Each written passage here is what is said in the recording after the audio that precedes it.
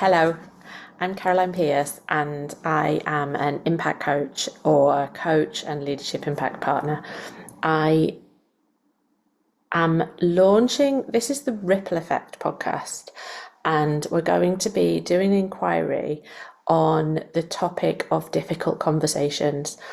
And it came about because as a coach, on my coaching training, difficult conversations is a thing that we often deal with. We deal with on the training and we deal with in coaching. I coach typically leaders, purpose-driven leaders who want to make a difference in the world across sectors. And what I see that they have in common is they're often squished. Their leadership and all the pressures on them from clients and employees and teams and leadership around all the different pressures that they're managing and they're mitigating for other people, and they take that on themselves. They're typically high achievers who are used to being able to be the one who fixes everything, and it gets to a point when actually it just is compromising themselves. So that doesn't describe everyone that I work with, but often those are the sorts of things that come up. And the topic of difficult conversations came up because very often the leaders that I work with are being kind of the diplomatic middle between lots of different people with lots of different agendas, and having to understand different articulations of similar problems and having to face those conversations or having to suggest those conversations. And sometimes that's with team members, sometimes that's with members of the public. There's all sorts of places. And the more I started to think about it, the more I realized that we're in a world that's becoming increasingly divided. And for me, what I'm seeing is the advent of AI is exacerbating that, because instead of asking a real person or instead of broaching a topic, people are going, oh, I'll just ask my computer, I'll just ask my phone, and that'll give me an answer. And then very often that answer is sometimes literally sycophantic, but often it's very gentle and supportive to the person who's asking the question, unless you specifically say that you want to be challenged, in which case you're sort of ready for it and it's not that difficult. And to get a message from the computer is rarely difficult, but what it's doing is it's discouraging us from asking people and from facing what a human might say. And that's even on like the easiest gentle things. So that the less we're practicing having conversations with unexpected outcomes in any area of life, the harder it's going to be to address things that we know on the face of it are going to be difficult, or that we anticipate, that we project that onto it. And then there are topics where conversations are just not happening, like taboo topics. And the more I thought about it, the more I thought of that meme about when we want to kind of help the world, we need to build more bridges and fewer walls.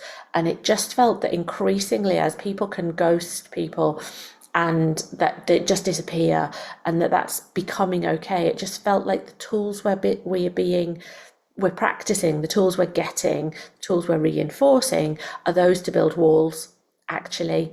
And how can we expect to build bridges and to have our bridges reciprocated when all of the tools in society are being encouraged to be those ones that about building walls? And here's how that actually conflict and aggression are being more normalized, and ignoring and avoiding are being more normalized. And also I was seeing a lot of coaches out there offering, here's a toolkit on how to have a difficult conversation. I was like, right, okay, this is great. So on my training, we learned about difficult conversations. I came out of it. I found myself having difficult conversations that otherwise I would have avoided, and felt, oh yeah, this is great. I can do difficult conversations now. I felt like this self-congratulatory thing.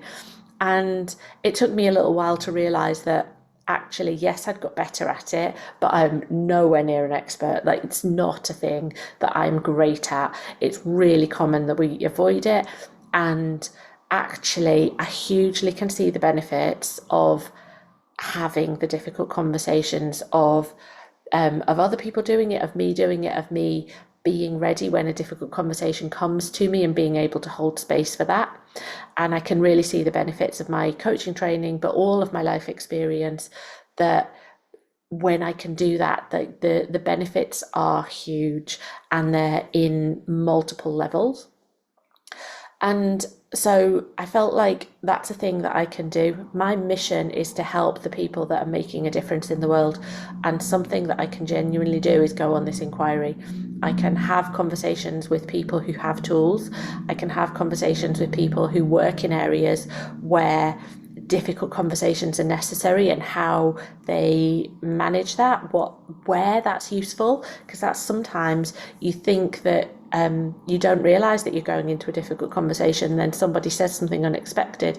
So this is a series of conversations, and at this point I don't know how long it's going to be, but the intention is the ripple effect. The intention is for me to learn, for the people that I'm talking to learn, and for anybody who listens or watches to just get a deeper understanding of what a difficult conversation can be, how to do it, how to prepare for it, how to respond if it comes to you, how, when it's not appropriate, ways to prepare ourselves, ways to that we can live more mindfully, potentially, in the way that, so that we can have difficult conversations more easily, or that conversations can be had and avoid becoming difficult. That's another kind of outcome.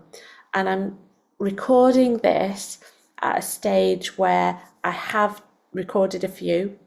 I am so excited to share them. I'm so excited to have some of the conversations that we've got lined up, and to share those, and to see where we can get, what how useful this can be, to use the podcast format to talk about difficult conversations, with a view, hopefully, to start modeling some. But in the first instance, like, it's more about the tools and some stories and some inspirational kind of ideas.